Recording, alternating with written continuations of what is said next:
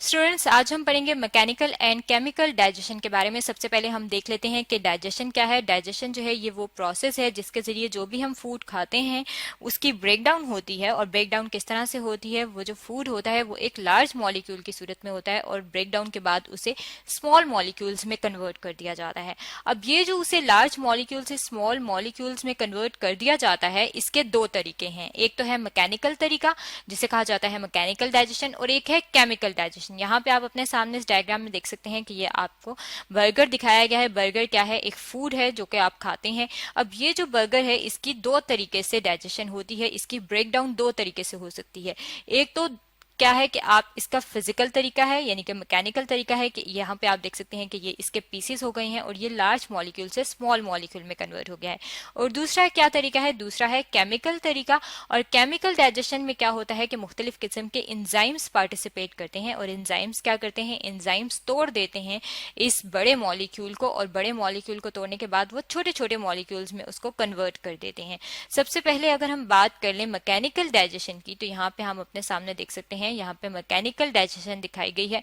यहाँ पे आप अपने सामने देख रहे हैं कि ये एप्पल है, और जब ये एप्पल आप अपने माउथ में लेके जाते हैं, जब आप इसको खाते हैं तो हमारे जो टीथ होते हैं वो इसकी ग्राइंडिंग स्टार्ट कर देते हैं, यानी कि उस फूड को हमारे चिविंग कर देते हैं। अब जब उसकी ग्राइंडिंग हो रही होती है, जब इसकी चिविंग हो रही होती है, तो क्या होता है? ये किस फॉर्म में आ जाता है? ये एक बोलस की फॉर्म में आ जाता है। और ये जो बोलस की फॉर्म में ये आता है, इसमें क्या होता है कि जो भी आपका नवाला होता है वो एक बड़े साइज का होता है और बाद में वो छोटे छोटे स्मॉल यूनिट्स में कन्वर्ट हो जाता है। ये जो स्मॉल यूनिट्स में कन्वर्ट होना है ये मैकेनिकल डाइजेशन में आता है। और यहाँ पे माउथ में क्या हो रही होती है? मैस्टिकेशन हो रही होती है। मैस्टिकेशन क्या होती है? मैस्टिकेशन होती है फूड की चिविंग करना, यानी कि फूड को क्रश्ड कर दिया जाता है, उनको तोड़ दिया जाता है। किसकी मदद से? टीथ की मदद से। अब जब ये मैकेनिकल डाइजेशन हो रही होती है उसी टाइम में ही माउथ के अंदर केमिकल डाइजेशन भी हो रही होती है। अब केमिकल डाइजेशन की अगर हम बात करें कि केमिकल डाइजेशन या एंजाइमेटिक डाइजेशन किस तरह से हो रही होती है, तो यहाँ पे आप अपने सामने देख सकते हैं कि यहाँ पे माउथ दिखाया गया है। अब माउथ के अंदर जो है हमारे मुंह के अंदर वाटरी मटेरियल मौजूद है, और वो वाटरी मटेरियल क्या है? सलाइवा है। इस सलाइवे के अंदर मुख्तलिफ किस्म के ग्लैंड्स मौजूद होते हैं जिसे कहा जाता है सलाइवरी ग्लैंड्स। अब अगर हम सलाइवरी ग्लैंड जो सलाइवा में मौजूद होते हैं उसकी बात करें, तो हमारा ये जो वाटरी सा मटेरियल है इसके अंदर एंजाइम्स मौजूद होते हैं।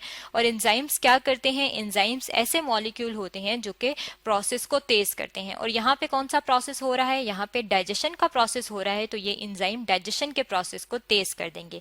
और सलाइवा के अंदर कौन से एंजाइम मौजूद है? एमाइलेज मौजूद है। एमाइलेज एक एंजाइम है और ये क्या करता है? ये स्टार्च पे काम करता है। स्टार्च एक लार्ज मॉलिक्यूल होता है, जैसे कि रोटी जो है वो स्टार्च से मिलकर बनी हुई है। अब ये जो स्टार्च है इसकी ब्रेकडाउन हो जाएगी और ये मेल्टोज में कन्वर्ट हो जाएगा, और मेल्टोज जो है ये एक स्मॉल मॉलिक्यूल है। अब ये जो सारी डाइजेशन मुंह में हो रही है इसमें मैकेनिकल डाइजेशन पहले हो रही थी कि आपने टीथ से उसको तोड़ा, लेकिन उसके साथ साथ यहाँ पे केमिकल डाइजेशन भी हो रही है जिसे एंजाइमेटिक डाइजेशन कहा जाता है।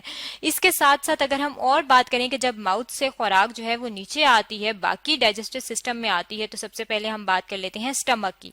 स्टमक में भी मैकेनिकल डाइजेशन भी हो रही होती है और केमिकल डाइजेशन भी हो रही होती है। अगर हम पहले बात कर लें कि मैकेनिकल डाइजेशन किस तरह से होती है, तो ये यहाँ पे स्टमक दिखाया गया है। स्टमक की यहाँ पे आप देख सकते हैं कि ये इसकी स्टमक वॉल्स हैं, और ये जो स्टमक वॉल्स हैं इनके अंदर ये मस्कुलर कॉन्ट्रैक्शंस होती हैं, यानी कि ये कॉन्ट्रैक्ट और रिलैक्स होता है जिसे कहा जाता है पेरिस्टाल्सिस।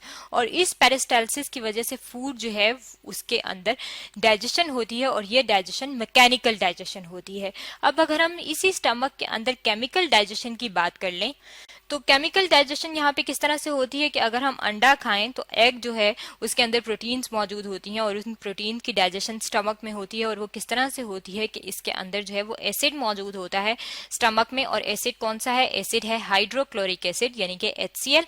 और इसके अंदर जो है वो एंजाइम मौजूद होता है पेप्सिन, और पेप्सिन एंजाइम क्या करता है? इस डाइजेशन के प्रोसेस को तेज करता है, और ये डाइजेशन किसकी है? प्रोटीन की। अब ये हाइड्रोक्लोरिक एसिड और ये एंजाइम मिलकर जो है ये गैस्ट्रिक जूस बनाते हैं, और ये गैस्ट्रिक जूस जो है ये डाइजेशन कर देता है प्रोटीन की। और जब वो प्रोटीन की डाइजेशन करेगा तो ये जो प्रोटीन है, जो बड़ा मॉलिक्यूल था, उसकी सिंपल मॉलिक्यूल में कन्वर्जन हो गई है। और जब सिंपल मॉलिक्यूल में कन्वर्जन हो गई है तो हमने क्या कहा है कि इसके अंदर डाइजेशन हो गई है।